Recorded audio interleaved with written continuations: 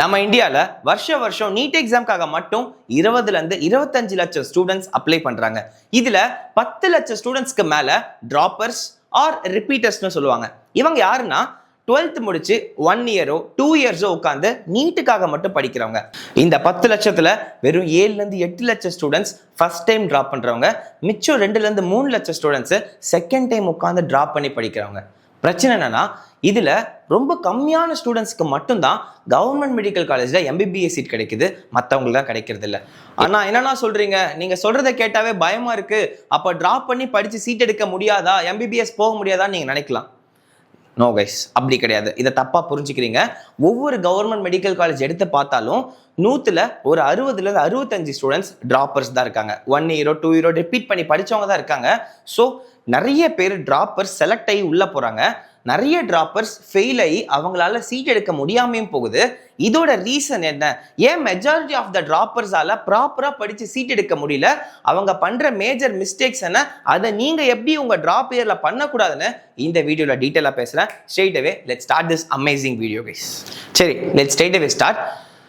1 இயரோ 2 இயரோ hard work போட்டு கஷ்டப்பட்டு படிச்சு சீட்டு கிடைக்காம போற பல டிராப்பர்ஸ் தனக்குள்ள நினைச்சிட்டு இருக்க விஷயம் என்னன்னா, அவங்க தான் பிரச்சனை, தனக்கு தான் நல்ல டேலண்ட் இல்லை, அவங்க தான் ரொம்ப ஹார்ட் ஒர்க் போடல, அவங்க தான் மிஸ் பண்ணிட்டாங்க, பிரச்சனை நாம தான் அவங்களே தான் பிளேம் பண்ணிட்டு இருக்காங்க.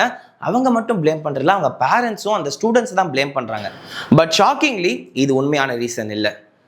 உங்க எல்லாருக்கும் ஒரு முக்கியமான உண்மை சொல்றேன். நீங்க சீட் எடுக்க முடியாம போனதுக்கான காரணம் நீங்க ப்ராப்ளம் இல்லை, நீங்க ஃபாலோ பண்ணின சிஸ்டம் தான் பிரச்சனை. ஓகே, ஒரு முக்கியமான விஷயம் சொல்றேன் கேளுங்க. நீங்க 11th முடிச்சிங்க, 12th முடிச்சிங்க, நீட் எக்ஸாம் எழுதுனீங்க. அப்போ உங்களுக்கு எதுவும் தெரியல, ப்ராப்பரா மார்க்ஸ் வரல. சரி 1 இயர் டிராப் பண்ணி படிக்கலாம், டிராப் பண்ணீங்க. 1 இயர் ஃபுல்லா ஹார்ட் ஒர்க் போட்டீங்க. 10 மணி நேரம், 12 மணி நேரம், 15 மணி நேரம் வரைக்கும் நிறைய பேர் படிச்சு நான் கேள்விப்பட்டிருக்கேன். இவ்வளோ கஷ்டப்பட்டு படிச்சோம், ரிசல்ட் வரல. அப்போ பிரச்சனை எஃபர்ட்ஸ்ல இருக்கா, நீங்க போட்ட முயற்சியில இருக்கா? கிடையவே கிடையாது. இவ்வளோ ஹார்ட் ஒர்க் பண்ணதுக்கு அப்புறமா ரிசல்ட் வரலன்னா பிரச்சனை உங்க முயற்சியில் இல்லை, நீங்க போடுற டைரக்ஷன், நீங்க எந்த விதத்துல ஹார்ட் ஒர்க் பண்றீங்கிறது தான் பெரிய பிரச்சனையா இருக்கு. கொஞ்சம் நினைச்சு பாருங்க, நீங்க கார்ல போயிட்டு இருக்கீங்க, நீங்க போக வேண்டிய இடம் எதிரில் இருக்கு. நீங்க ஆரம்பத்துல நேராக தான் போயிட்டு இருக்கீங்க, நடுவுல வழி மாறி போய் வேற வழியில போக ஆரம்பிச்சிடுறீங்க. எதிரில் பார்த்தா என்னடா ஒண்ணுமே காணமே, நம்ம போக வேண்டிய இடமே தெரியலையே அப்படின்னு பாக்குறீங்க. சரி ஓகே, கொஞ்சம் ஸ்பீடு பண்ணி பார்க்கலான்னு கஷ்டப்பட்டு ஸ்பீடு போடுறீங்க, ஸ்பீடு ஏற்றுறீங்க. அப்போ இன்னும் கொஞ்சம் ஸ்பீடாக ஓடுவீங்க. ஆனால் இன்னுமே நீங்கள் தப்பான வழியில் தான் போயிட்டு இருக்கீங்க. அப்போ தப்பான வழியில் ஸ்பீடை ஏற்றிக்கிட்டே இருந்தீங்கன்னா, ஐயோ நம்மளோட இடம் காணமேன்னு சொல்லி ஸ்பீடை ஏற்றிக்கிட்டே போக போக இன்னும் உங்கள் இதுலேருந்து விலகி தான் போகிறீங்க. நீங்கள் போக வேண்டிய இடத்துக்கு போகாமல் விலகி போயிட்டு எக்ஸாமில் தோத்துட்டு வரீங்க. இதே தான் நம்ம டிராப்பர்ஸ்க்கு நடக்குது. உங்கள் எல்லாருக்கும் எஃபர்ட் போட தெரியும், மாடு மாதிரி உழைக்க தெரியும், கஷ்டப்பட்டு தூக்கம் இல்லாம சாப்பாடு இல்லாம ஒழுங்கா எதுவுமே சஞ்சாயே பண்ணாம கஷ்டப்பட்டு படிக்க தெரியுது. அதை எந்த விதத்துல படிக்கணும், அதை ப்ராப்பரான வழியில படிச்சீங்கன்னா நீட் எக்ஸாமை கிராக் பண்ணலாமோ அந்த வழியை நிறைய பேர் மிஸ் பண்ணிடுறோம். உங்க மேல திறமை இல்லாம இந்த வருஷம் நீங்க சீட் எடுக்காம போகல.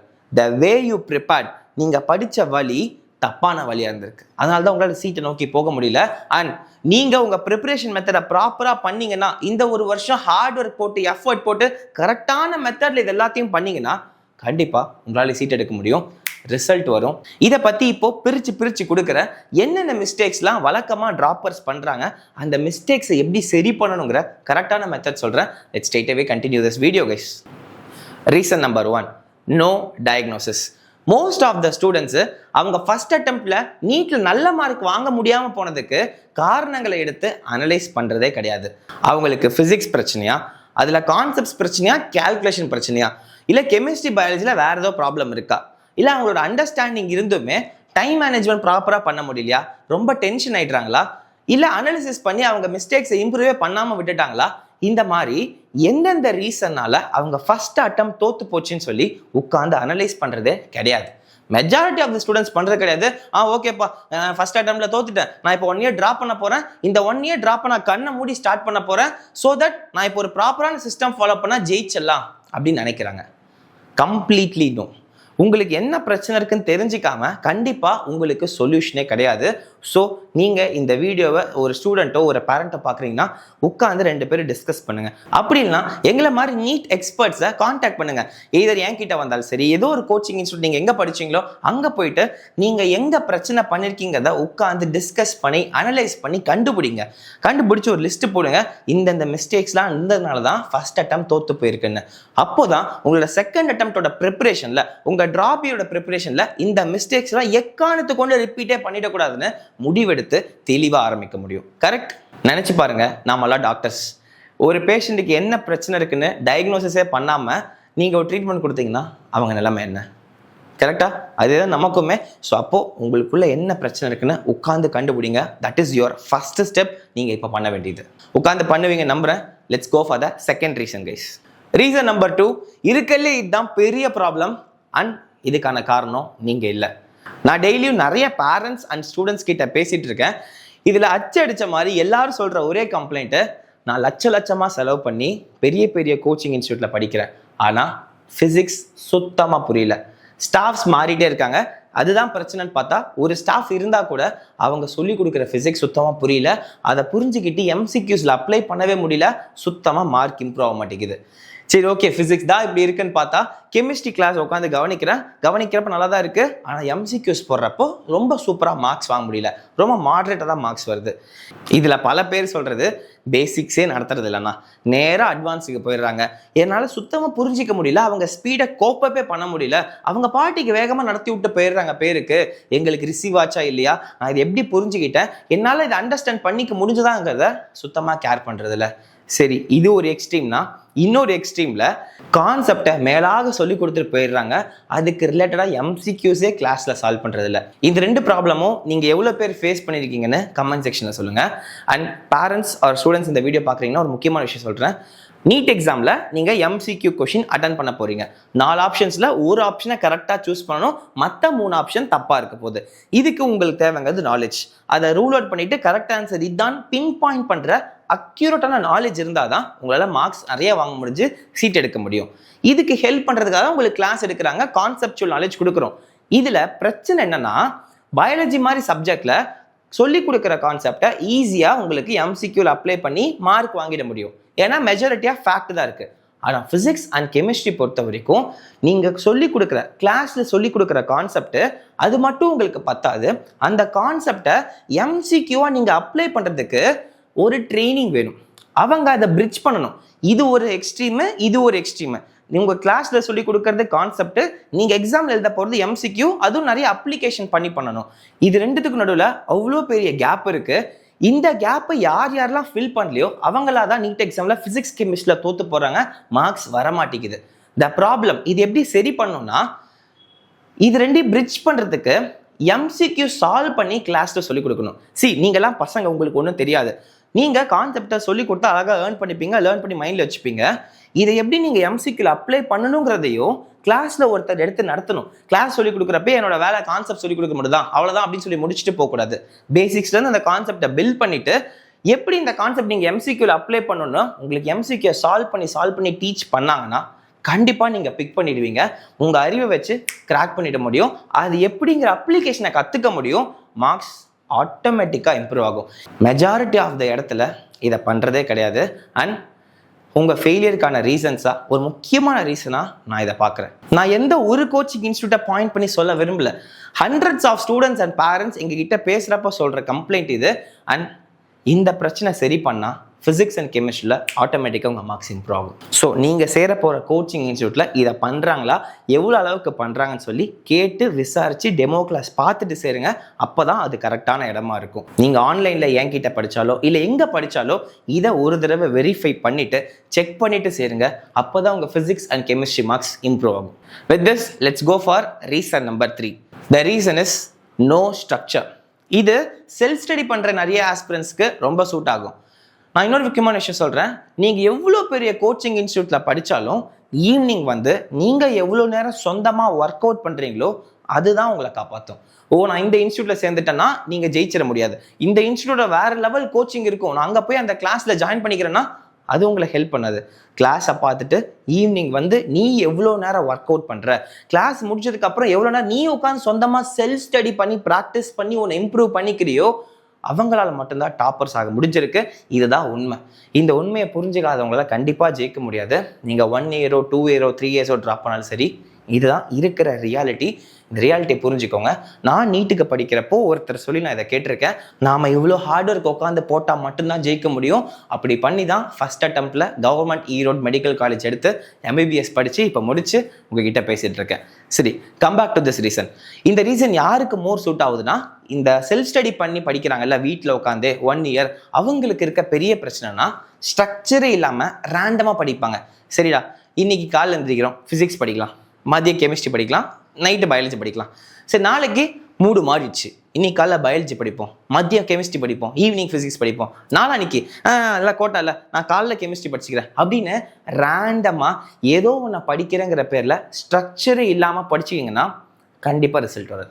ஸோ வீக்லி பிளான் இல்லை, மந்த்லி என்ன பண்ண போகிறோங்கிற பிளான் இல்லை, எப்போ சிலபஸ் முடிப்போங்கிற ஐடியா இல்லை, இதை ப்ராப்பராக டெஸ்ட் எழுத மாட்டீங்க. இதெல்லாம் இல்லைனா ரெகுலராக டெஸ்ட் எழுதுற, ப்ராப்பராக பேட்டர்ன் பண்ணி டைம் டேபிள் போட்டு டெஸ்ட் எழுதி உங்களை இம்ப்ரூவ் பண்ணிக்கலன்னா கண்டிப்பாக உங்களால் ஜெயிக்க முடியாது.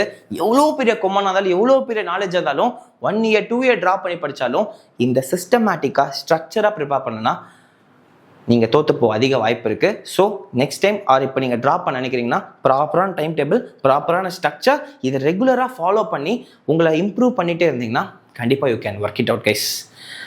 With this the final reason, இவ்வளோ நேரமாக நீங்கள் ஃபாலோ பண்ணிட்டு இருக்கிற சிஸ்டம் தான் தப்பு, அதனால் நிறைய நீங்கள் தோற்று போக சான்ஸ் இருக்குன்னு நான் சொன்னேன்.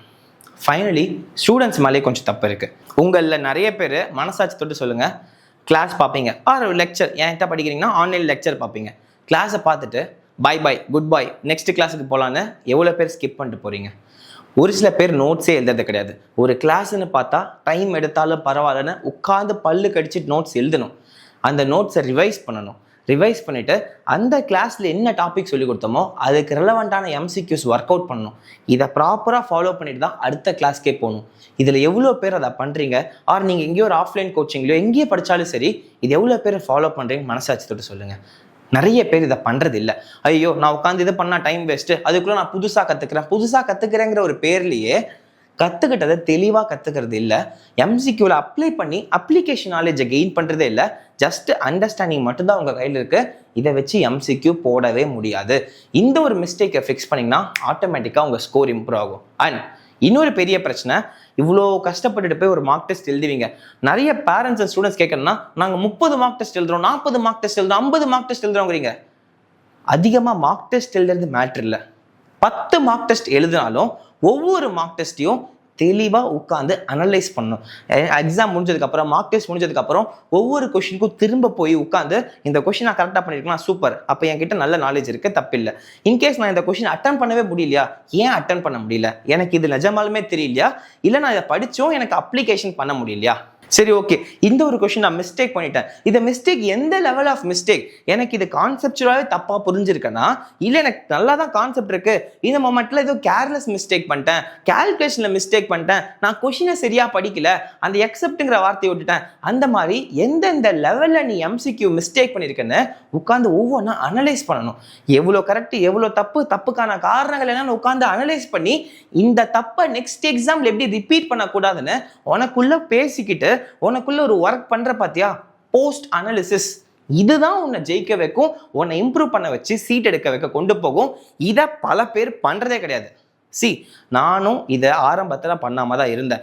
ரொம்ப கஷ்டமான வேலை, 3 மணி நேரம் உட்காந்து மார்க் டெஸ்ட் எழுதுறதே செம்ம டயரிங்கா இருக்கும். இதுக்கப்புறம் உட்காந்து மார்க் டெஸ்ட் அனலைஸ் பண்றது கஷ்டமா தான் இருக்கும். ஆனா பண்ணிதான்ப்பா ஆகணும். இதை பண்ணாம அடுத்த நாள் மார்க் டெஸ்ட் எழுதுனா 0 இம்ப்ரூவ்மெண்ட், ஒருத்துக்கும் பிரயோஜனம் கிடையாது, மார்க்ஸ் இம்ப்ரூவ் ஆகாது. இதை அனலைஸ் பண்ண மட்டும் 3லேருந்து 4 மணி நேரம் கண்டிப்பாக எடுத்துக்கும். இப்படி தான் நடக்கும். இப்படி நீங்கள் பண்ணுறது மூலிமா உங்களோட இம்ப்ரூவ்மெண்ட்ஸ் ரொம்ப அதிகமாக இருக்கும், கன்சிஸ்டண்ட்டாக இருக்கும், டாப்பர்ஸாக ஆக நிறைய சான்சஸ் இருக்குது. ஸோ இதை ஃபாலோ பண்ணுவீங்க நம்புகிறேன். ஐ திங்க் ஸோ இந்த வீடியோவில் நான் சொன்ன இந்த எல்லா ரீசன்ஸும் ப்ராப்பராக புரிஞ்சிருப்பீங்க நம்புகிறேன். உன் டேலண்ட்டு உன் ஹார்ட் ஒர்க் பிரச்சனை இல்லை, நீ ஃபாலோ பண்ண சிஸ்டம் தான் ப்ராப்ளம். இந்த சிஸ்டமை சரி பண்ண முடியும் நீங்கள் நினச்சிங்கன்னா இதை ப்ராப்பராக சரி பண்ணால் உங்கள் ரிசல்ட்டும் மாறும், கவர்மெண்ட் மெடிக்கல் காலேஜில் எம்பிபிஎஸ் சீட் உங்களால் எடுக்க முடியும். ஸோ ஒரு ப்ராப்பரான சிஸ்டமை கண்டுபிடிச்சு ஃபாலோ பண்ணி உங்களோட கம்ப்ளீட் ஹார்ட் ஒர்க்கை போடுங்க. உங்கள் டேலண்ட், உங்களோட ஹார்ட் ஒர்க் எல்லாமே கை கொடுக்கும். ரிசல்ட் உங்களை நோக்கி வரும். சரிங்கண்ணா, நான் இந்த சிஸ்டம்க்கு எங்கே போகிறது, எனக்கு யார் கைட் பண்ணுவோன்னு கேட்டிங்கன்னா நான் இருக்கேன். Doctor Sudarshan is for you. NST இருக்குது. எங்களோட கம்ப்ளீட் டீமும் உங்கள் கூட இருந்து இந்த இயர் ஃபுல்லாக எங்களால் முடிஞ்ச எல்லா guidance and support and complete சிஸ்டமை நீங்கள் எப்படி பண்ணணுங்கிற உங்களோட கம்ப்ளீட் ஸ்டடி ஃப்ளோவை ஒரு சிஸ்டமேட்டிக்காக போட்டு உங்களுக்கு கம்ப்ளீட்லி ஃப்ரீயாக ஷேர் பண்ணுறோம். எங்கள் பெய்டு பேட்சஸ்க்கு கொடுக்குற ப்ரீஷியஸான இந்த சிஸ்டமை உங்களுக்கு கம்ப்ளீட்லி ஃப்ரீயாக கொடுக்குறோம். இந்த டிஸ்கிரிப்ஷன்லேயும் கமெண்ட் செக்ஷன்லேயும் எங்கள் வாட்ஸ்அப் சேனலுக்கான லிங்க் இருக்கும். அந்த லிங்கை ப்ரெஸ் பண்ணி ஜாயின் பண்ணிச்சுக்கோங்க. இந்த வருஷம் ஃபுல்லாக உங்கள் கம்ப்ளீட் ப்ரிப்பரேஷனுக்கு எந்த டைமில் நீங்கள் எப்படி ப்ரிப்பேர் பண்ணணும், உங்கள் சிஸ்டம் எப்படி இருக்கணும்னு ஃபுல்லாக கைட் பண்ணுறேன். நான் உங்களுக்கு ஹெல்ப் பண்ணுறேன்.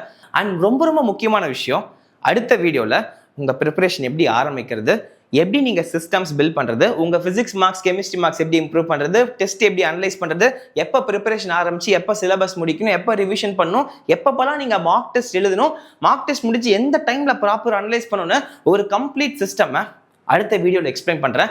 அந்த video is going to be a life changing video for every dropper. அந்த வீடியோ நீங்கள் பார்க்குறதுக்கு நான் ஆல்ரெடி சொன்ன மாதிரி தான் சேனலை சப்ஸ்கிரைப் பண்ணிப்பீங்க நம்புறேன். இந்த வீடியோ லைக் பண்ணிவிட்டு காத்துட்ருங்க. சீக்கிரமாக இந்த வீடியோ போடுறேன். அண்ட் மறக்காமல் வாட்ஸ்அப் சேனல் ஜாயின் பண்ணிக்கோங்க.